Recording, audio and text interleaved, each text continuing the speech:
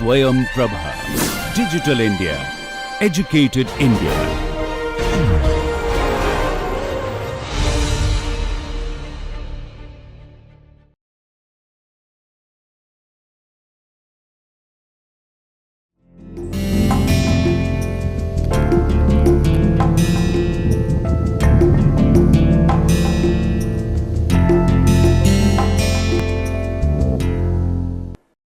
Students, in this lecture, I am going to discuss an interesting question.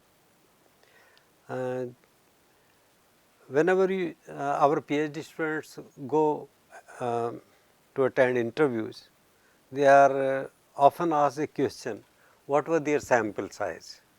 Whatever be their topic of research, area of research, methodology, they will be asked what was the sample size, and our students will say that it was 250 or 300 or 80, whatever, and then they will be asked justify why did you select a sample of this size, and our students are not prepared. In sociology, we do not even know that there are some technical considerations behind determining sample size. I will tell you today how to determine sample size, and this is the third lecture on sampling. In first lecture, I introduced the concept of sampling, then talked about simple random sampling. In the second lecture, I talked about stratified random sampling, multi-stage sampling and other forms of sampling, and how to minimize standard error or variance of sample estimate. Now, this is time to talk about sample size. Sample size is one of the most interesting issues of sampling theory, because I had mentioned earlier that there is a trade off between sample size and sampling error. As sample size increases, sample error or sampling error, to be more precise, declines. In general, it is said that standard error equal to sigma by root n. So, there standard error is inversely proportional to square root of n, which means as n increases, standard error decreases. But because in the denominator you have root n and not n, so you can also find that beyond a certain sample size, there is not much benefit of raising sample size in terms of standard error. So, this goes to our rescue, and we can fix our sample size at certain level. In this issue of sample size is particularly important if you are doing or if you are following a quantitative methodology. In qualitative methodology, this issue is not so important. Actually, in quantitative methodology, only you talk of determining sample size in advance, keeping certain things under consideration. In qualitative research, sample size is determined by saturation hypothesis, which means that you go to the field, you start collecting data, and the moment you find that saturation has reached, that you are not getting new data, new information, different observations or new perspectives, then you stop. So, in qualitative research, focus is more on perspectives, and in say Naxalite belt, you are conducting a qualitative ethnographic study. The focus will be more on whether you have understood things from the perspective of Naxalites, from the perspective of administration, from the perspective of police, and from the perspective of NGOs working for implementing different development schemes, maybe some under corporate social responsibility by corporate sector. It is also said that for qualitative research you follow a general rule that research must be spread over a full year. The reason is that many rituals, celebrations, festivals, etc. take place once or twice in a year depending on agricultural season or maybe depending on weather. So, you follow that 1 year rule for ethnographic research. Number is not important. And in quantitative methodology, however, sample size is one of the most interesting issues of sampling theory. And this takes us to the question, how many observations are needed for a good inference? Good inference means inference which has a low standard error, which is precise, which is dependable. Are bigger studies always the better? How many households, villages, blocks should I study if I do a study on something?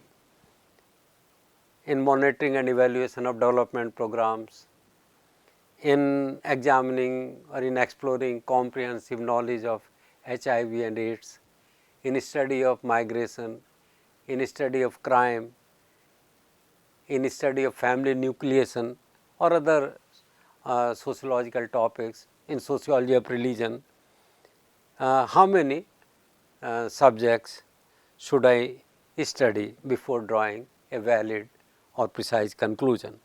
How do I justify the sample size to donors or sponsors? We researchers, when we write research proposals, we also give some sample size, and that means costs of conducting the study. Cost of conducting the study heavily depends on sample size. So, for a fixed cost, we have to justify sample size, or we have to minimize sample size for fixing a cost of overall study. Resource material for this lecture is drawn basically from these two books. I mentioned this Cochrane's book in the previous lecture also. The title of the book is Sampling Techniques, and this is written by William G. Cochrane. It is a very old book. Actually, when I was a student of MSc Statistics in 1972, we were taught from this book, sampling. Very simple. Even now, this book is quite valid.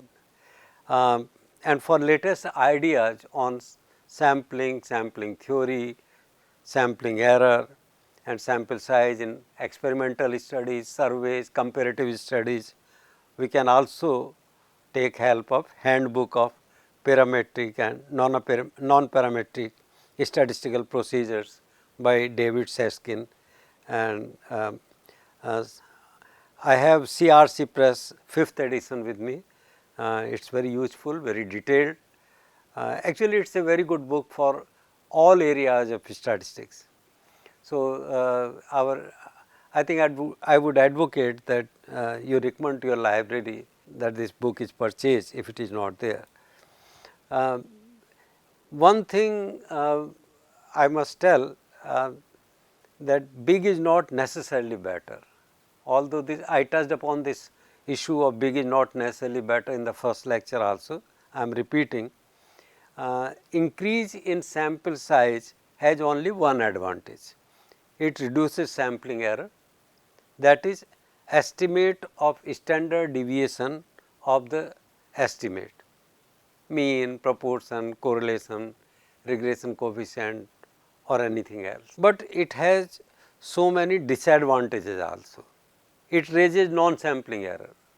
More units you want to include in the study, you want to increase the coverage of your study, non-sampling errors are going to increase. You have to employ more number of interviewers, and that is one reason why census results sometimes are not so reliable. census data, I mentioned that census data on fertility is not considered to be so reliable as the data from sample registration scheme or SRS. The reason is that for conducting census of population of India, we need lakhs of investigators, and these investigators are found in primary school teachers and people of that category. They are not trained to conduct research properly, and therefore, there are various types of non-sampling issues related to how to ask a question, issues related to reducing interviewers bias, issues related to entry on questionnaires, paper questionnaires or computer entries and so on. Then a large sample also raises cost of data collection and supervision, money, time, human resource. So, you have to compromise with the quality of researchers or interviewers, field workers. You cannot hire graduate economists, sociologists, political scientists for collecting data. You will not have so many, and for the money that you pay for collecting data. It raises the data process work also. These days with help of computers, it is however not so difficult to analyze data from population censuses of India, but earlier it used to take decades to analyze as much data or full potential of data collected from the field. Sometime the next census has started, and analysis of certain tables or certain items on the census schedule is not yet over. It takes lot of time. If you have large data, obviously cleaning of data, data entry and analysis is going to take a lot of time. So, can we calculate the optimum size? Now, the problem is this. In the first lecture also I mentioned this problem, that there are two types of errors. This is your sampling error. Sampling error being sigma by root n, as n increases, this sample size on x axis, as n increases, this is declining as sigma, a fixed quantity representing standard deviation of population units divided by square root of n. After some time, it will become parallel to x axis, asymptotic, it will become asymptotic, and there will not be much gain in terms of sampling error if you raise the sample size further. But this non-sampling error is believed to rise more and more for higher sample size. Sample size increases, non-sampling error also increases. So, if you add the two types of error, and as we have theory of sampling error, we do not have theory of non-sampling. There cannot, because non-sampling error is unpredictable and of various types. So, there cannot be a theory of non-sampling error. We can only say that for collecting large data, samples non-sampling error will be more than the sampling error, and therefore, the net error in the results would be like this U-shaped curve, this green U-shaped curve. So, as sample size increases, initially your error declines, but after reaching an optimum point, this is the point, optimum point, after that as sample size increases, total error in the results decreases, total error in the results increases, and therefore, the sample size must be fixed at this point. So, larger is not always or necessarily better. There is no formula for non-sampling errors. The decisions to reduce them are based on past learning, training, quality of interviewers, issues, how sensitive they are, whether your items suffer from social desirability, and whether there are leading questions, whether there are double barrel questions, how much is the non-response, are those people who are not responding to a particular question representative of the entire population or are of a special category. The non-sampling errors depend on the nature of questions, background, training and commitments of the investigators, back checks, supervision, quality concerns at the time of coding and analysis of data. Therefore, there is little discussion of them in sampling theory. Cochrane's book will not talk about non-sampling errors much, just that you have to exercise extreme caution at all levels, at the level of planning, at the level of fixing criteria for selecting interviewers, training, monitoring, back checks and instruments of data collection, data entry, analysis, cleaning of data, everything. At all levels you have to exercise extreme caution. Now, in sampling theory, so we cannot talk about non-sampling error, we can only talk about sampling error, and the issue of sample size is related to sampling error. In sampling theory, sample size depends on the following considerations. Disciplinary traditions. Disciplinary traditions, in each discipline there are different traditions and there have to be. If you are conducting a study of domestic violence in India, then the sample size considerations will be different. If you are conducting a study in medical sciences on new drugs as compared to old drugs for certain diseases and maybe for diseases like cancer, then cancer or cardiovascular diseases, then collecting data from the patients, from caregivers, family members, uh, doctors is extremely difficult, and getting a sample of volunteers in a hospital, you cannot go for thousands of studies. You cannot, you have to depend on say 50, 60, sometimes only 10 or 20 volunteers. So, in medical sciences, medical science is a big user of biostatistics, but the sample size there is very small. We made a study of uh, disabled population in Kanpur. A number of disabled at one place, either you conduct first a house listing and try to find out in which houses and how many are disabled, or if you conduct a study of disabled from uh, special institutions where disabled are trained, then you will have a limited number only. So, in that study in Kanpur we had a sample size of 85 only. It depends on the study.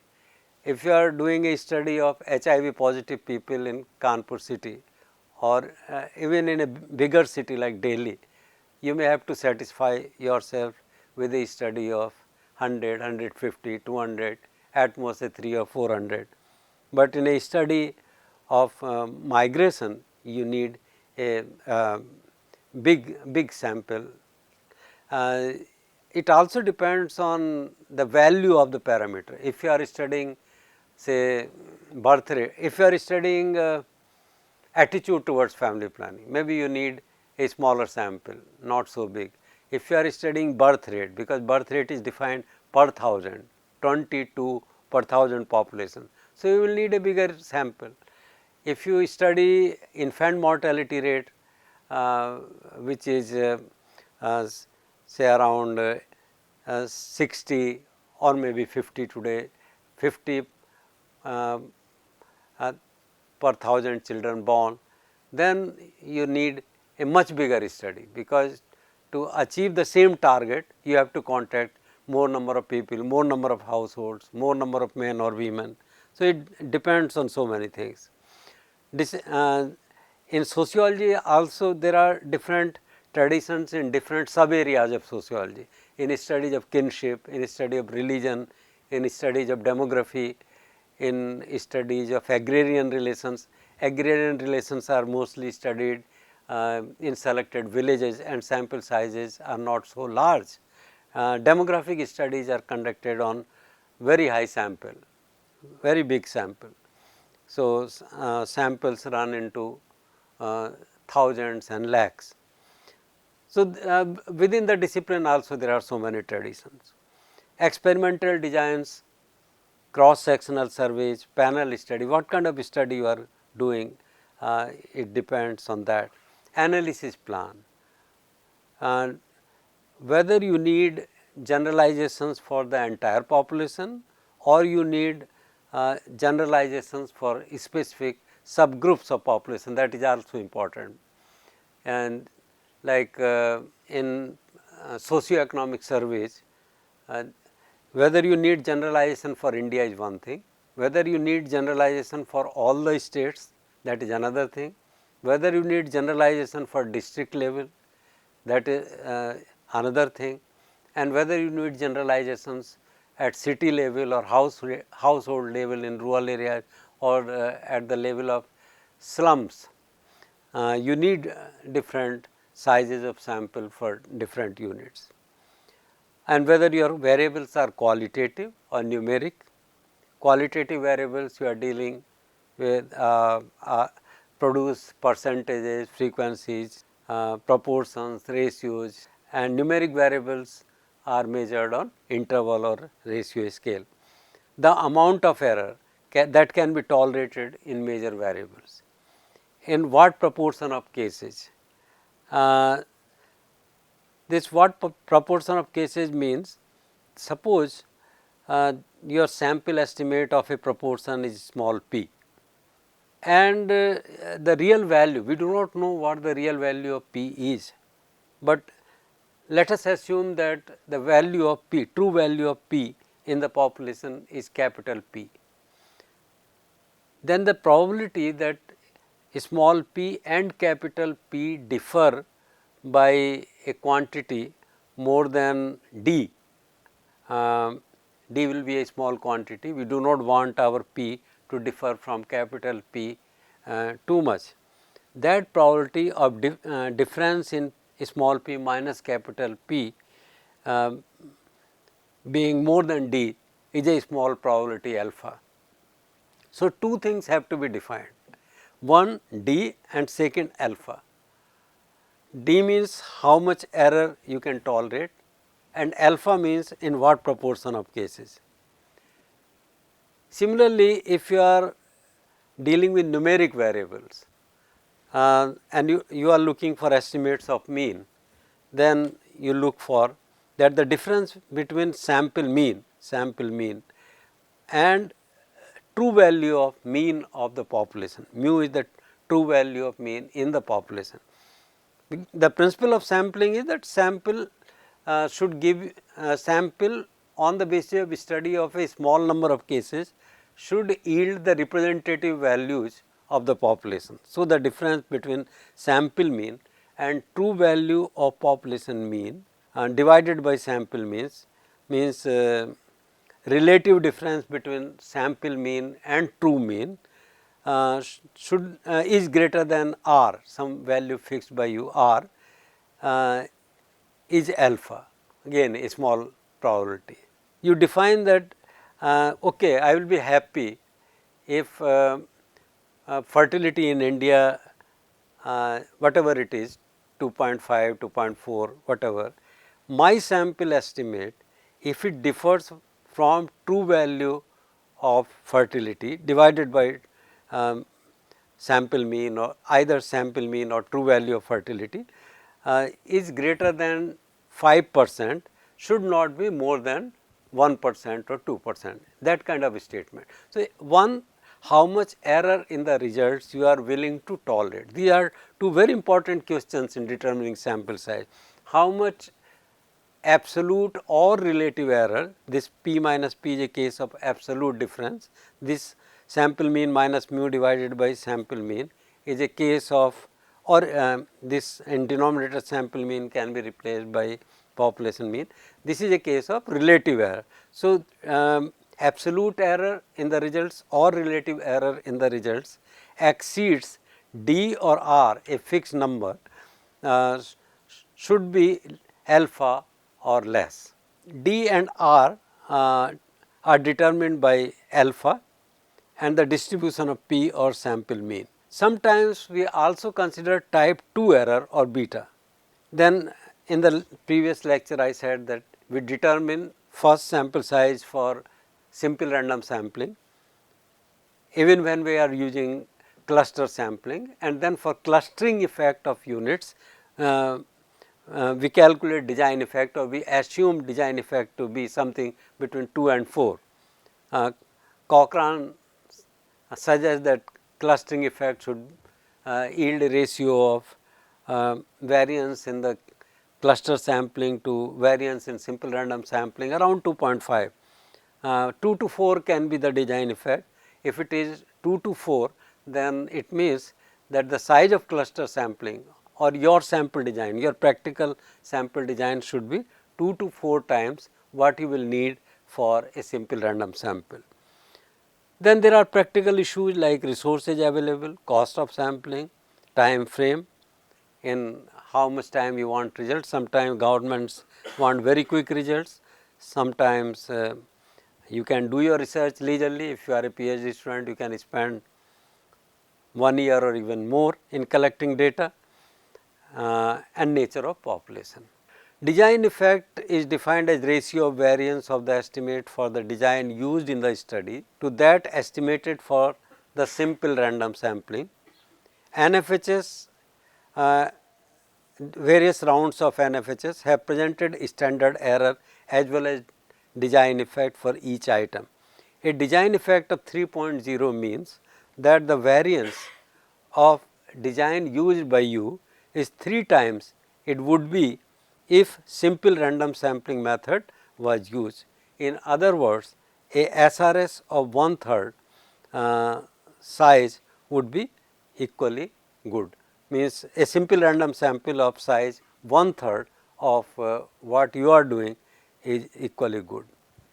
Sample size is design effect of the complex design or practical design that you are using, and multiplied by sample size for a simple random sample.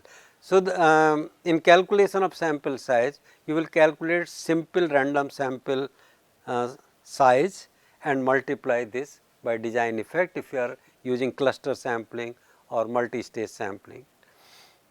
And for simple random sampling, you take the decision of sample size on the basis of how much error in the results you can tolerate.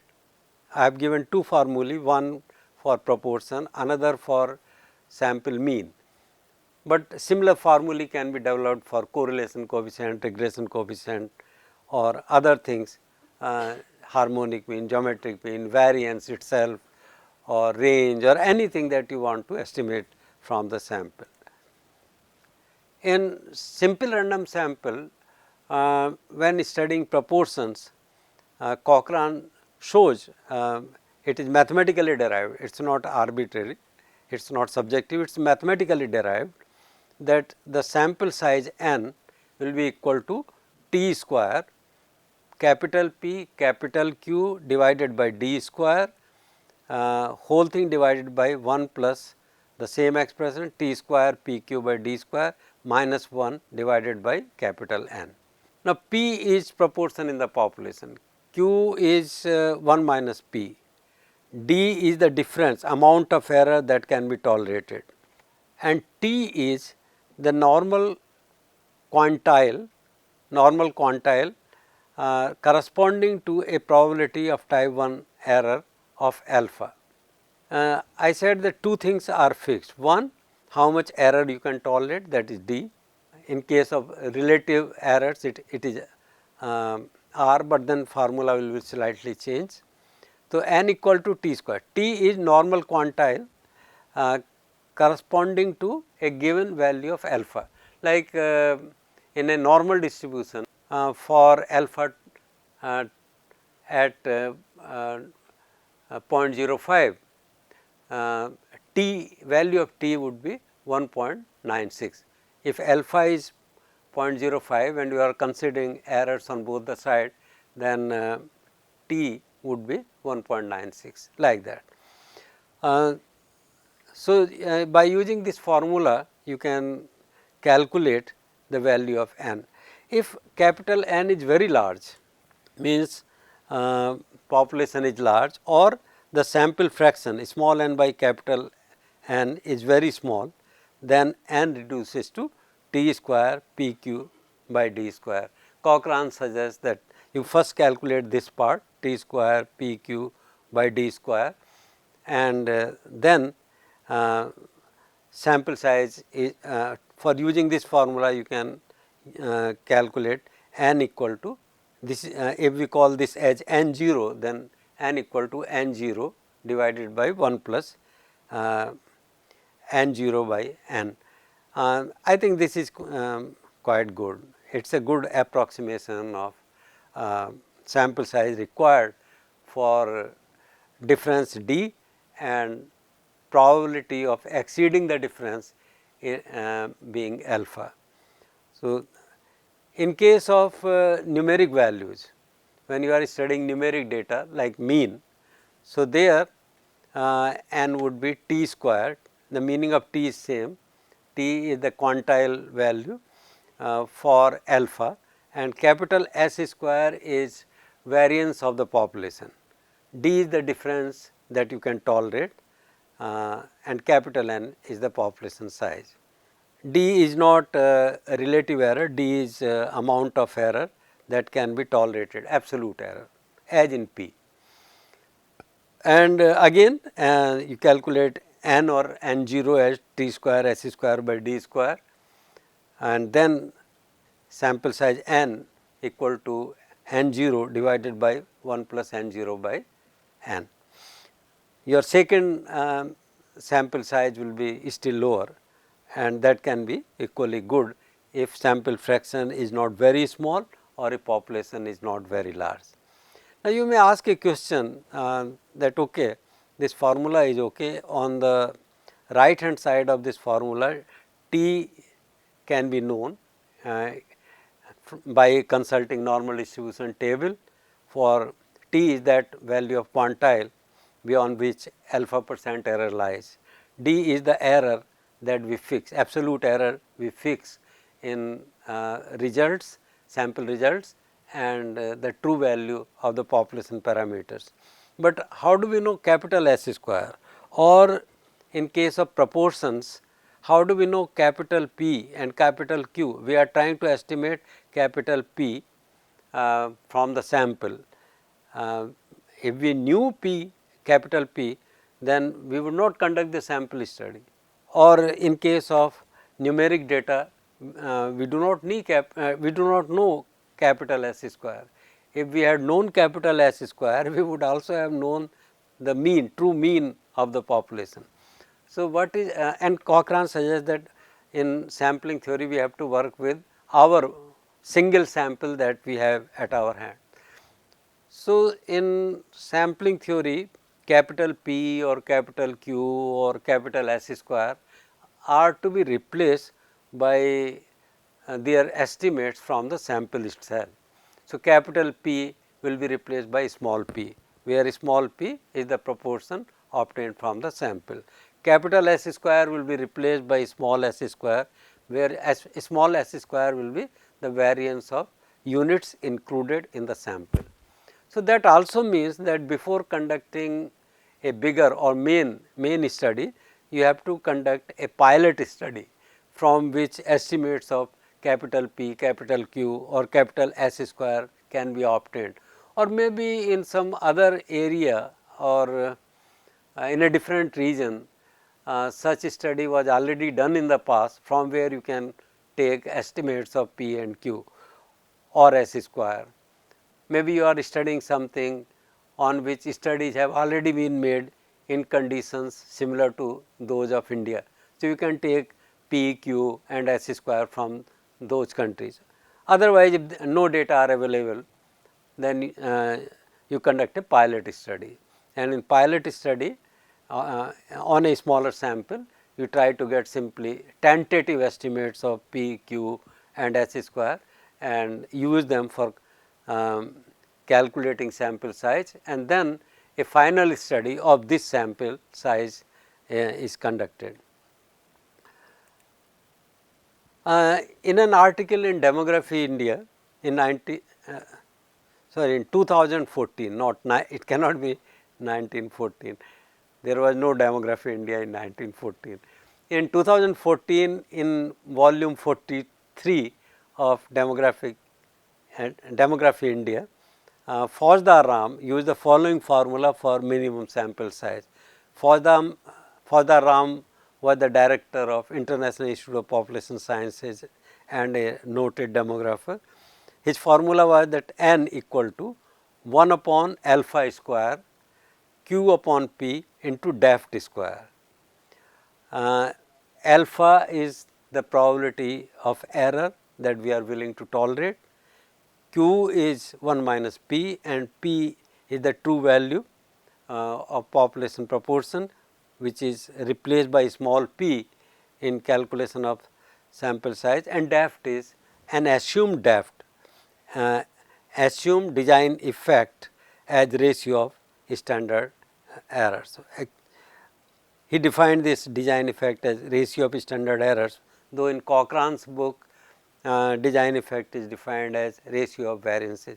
Not it will not affect too much your considerations of sample size, but I just pointed out that there was a difference in Fauzdar Ram's definition and in the definition given by Cochrane. Cochrane is based on real mathematical grounds. For alpha equal to 0.05 and p equal to 0.60, suppose you are trying to estimate something whose estimate in the population is 0.60, then q is 0.40 and his deft square is 3, this deft square design effect. If deft square is 3, then n is 800. So, if you are trying to make a study of some proportion which is close to 60% and deft square is 3, then for alpha equal to 0.05 you need a sample of size 800. Obviously, if deft is more, then a bigger sample will be required. If alpha is more, then lesser sample is required. If q by p is more, then a bigger sample is required. So, I thought that I can discuss this formula of Demography India 2014. When population parameters are not known, then we estimate them p s square. Just now I said from pilot study or from studies available in other parts of the world. If you are considering both alpha and beta, means type 1 error as well as type 2 error. These days in determining sample size, we not only consider alpha, we also consider beta. You will not find references to this at so many places. When we were students, like then only alpha was considered, but these days when you submit research proposal, if you also include beta, then you will leave the impression as you are more familiar with advanced theory of sampling, and in that case t square will be replaced by t1 square plus t2 square. T1 corresponds to alpha and T2 to beta. And normally we try to fix alpha and then after that we fix beta. Some books suggest that alpha being more serious, you fix alpha at say 5% and beta type 2 error can be 4 times the type 1 error. You can afford to have beta 4 times the type 1 error. What is beta? Beta is the probability of not rejecting the null hypothesis when an alternative hypothesis is true. That is also an error, but that is considered to be less serious an error. Ultimately, the goal of sampling theory is to increase power of the test of 1 minus beta, which means probability of rejecting a false hypothesis. So, t square is replaced by t1 square and t2 square. The first term corresponds to alpha, the second to beta. For this, an alternative hypothesis has to be, for beta you have to have alternative hypothesis, but like T1 is the value of quantile, normal quantile at 0.05 one side test, and T2 is the value at 20% again one side, and then T square is replaced by T1 square plus T2 square. The above formulae are based on the assumption that sample is simple random. If sample is not simple random, we have to estimate design effect or clustering effect of the design and multiply the value of n as obtained through the above formula by design effect, often in the range of 2 to 4. I am repeating this because these things are not commonly found in sociological methodology books. In sociology books, generally for determining sample size, sigma by root n standard error formula is mentioned, but not in details what is the logic. That logic is based on two considerations. If you are able to say even this much in the interviews, that sample size is fixed by considering two things: how much error can be tolerated in the results and in what proportion of cases, I think you will leave a good impression. And then in sociology, we know that due to background, our students are not so comfortable with formulae, mathematics, they are phobic of statistics, but at least conceptually you can tell that yes, there are two things. The soul of sampling theory is standard error, and sample size is determined by fixing two things: how much error we are going to tolerate in the results and in what proportion of cases.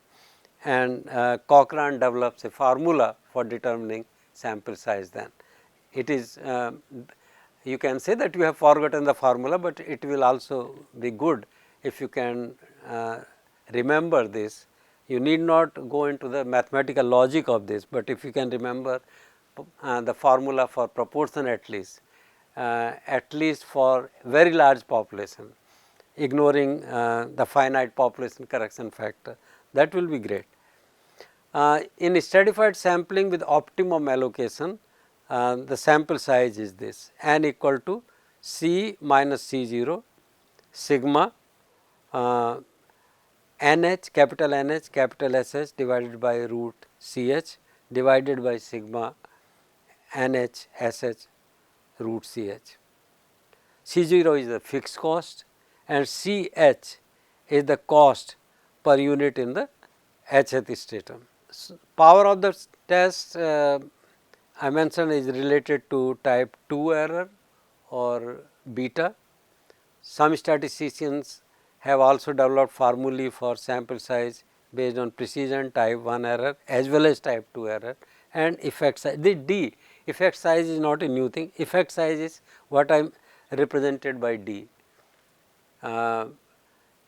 In formula for population proportions, I said small p minus capital P, absolute value of that is greater than or equal to D. That D is the effect size. The issue would be like this: in real terms, if you are sponsored a project by government on evaluation of some operations research, like operation research or monitoring and evaluation of a program, they want to know whether extension education through media has improved people's awareness of say swachhata or cleanliness. So you deal with some variables of cleanliness, say what proportion of people are aware of importance of cleanliness, what proportion of people go for open defecation and so on. This D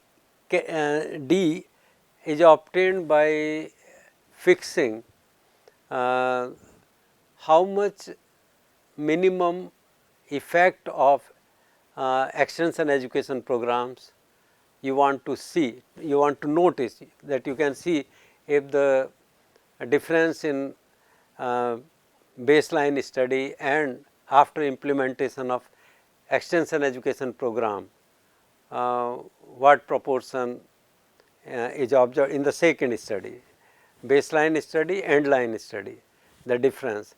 And you will say that we will call a difference significance, or we will say that there is an effect of the program if the difference is this much. That is called effect size. So, D another way, this is another way of defining D. One way of defining D would be how much error in the results you can tolerate. Another way of defining D would be what is your effect size. You fix effect size. These days we in sending proposals we write more sophisticated formulae considering as tentative estimates of proportions or means, variances, and design effects, effect size, and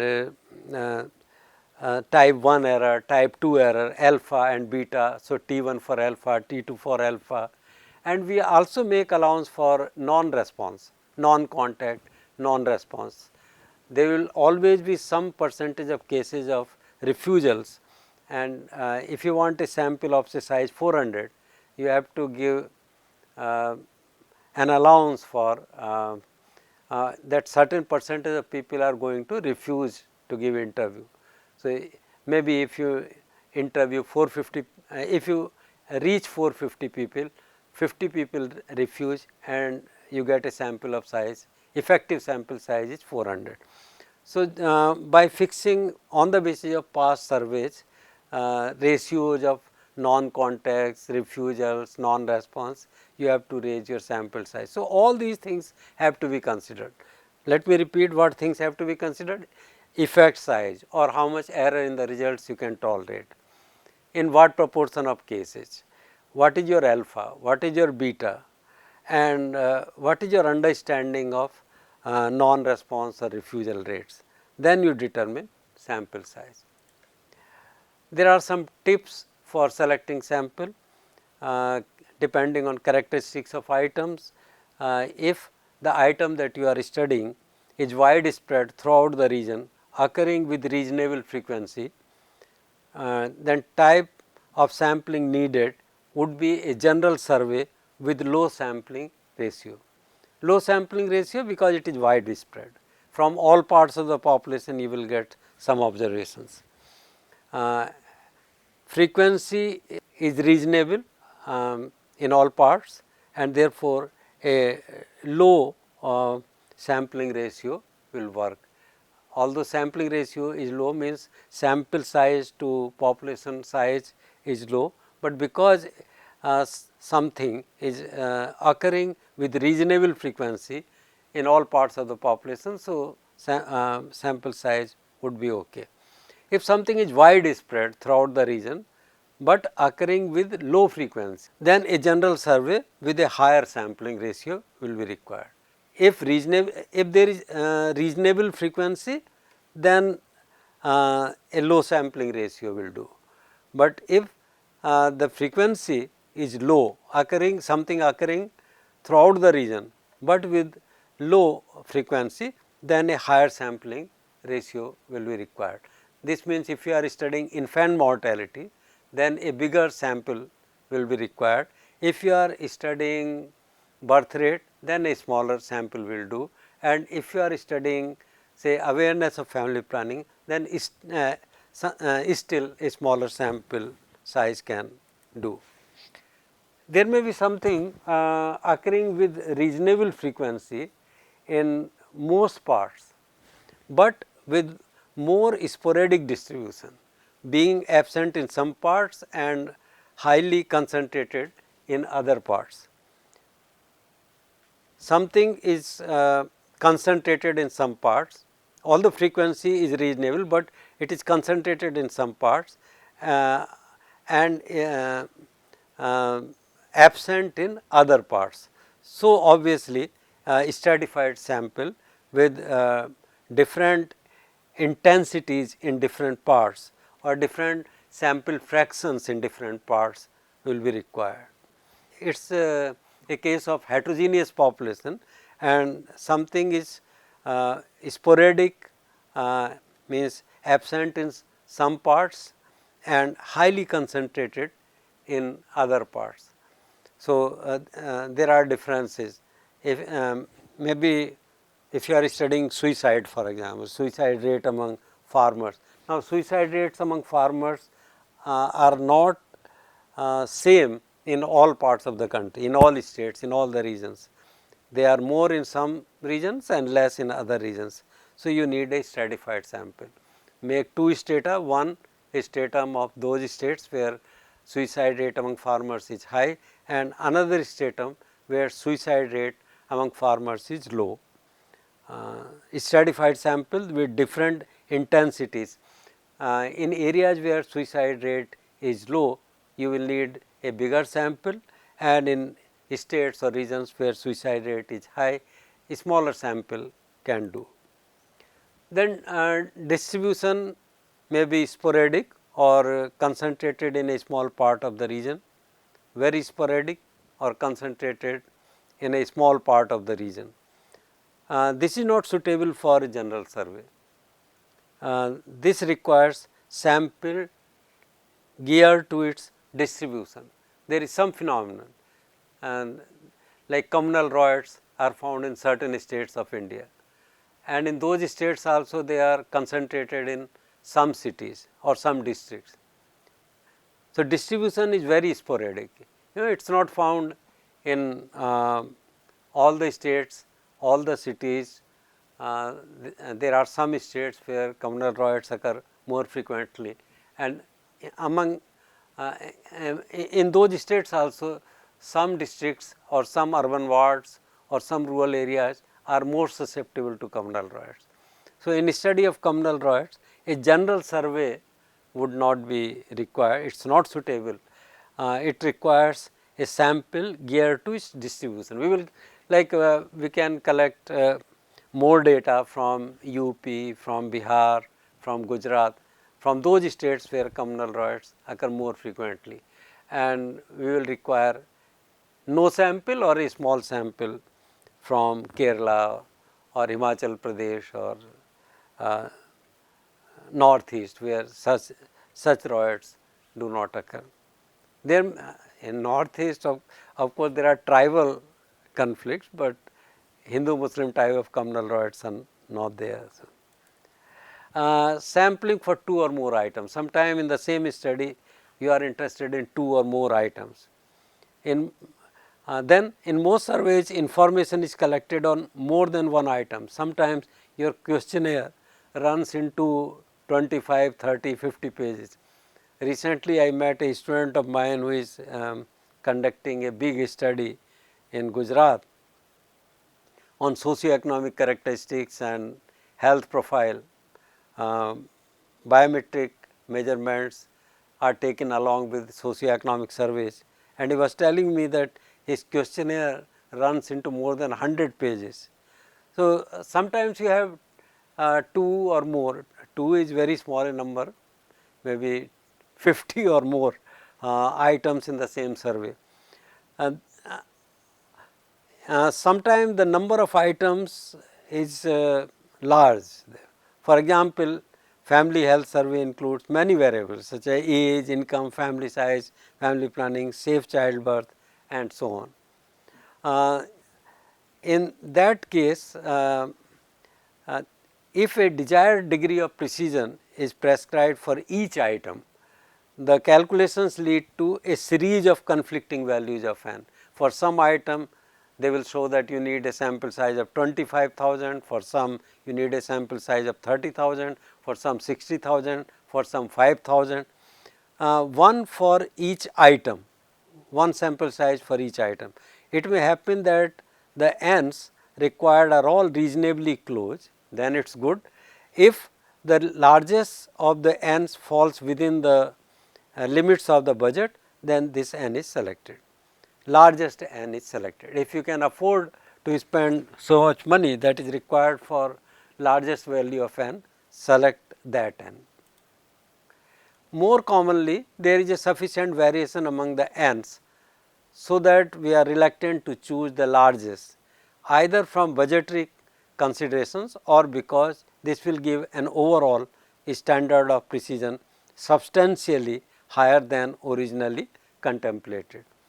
In this event, the desired standard of precision may be relaxed for certain of the items in order to permit the use of a smaller value n. In practice, when you submit a research proposal, although research proposals are submitted by senior faculty members, but you students may submit a research proposal to your supervisor for MA or MPhil thesis. Then focus on technical details, plan the administrative details, minimize cost at all levels.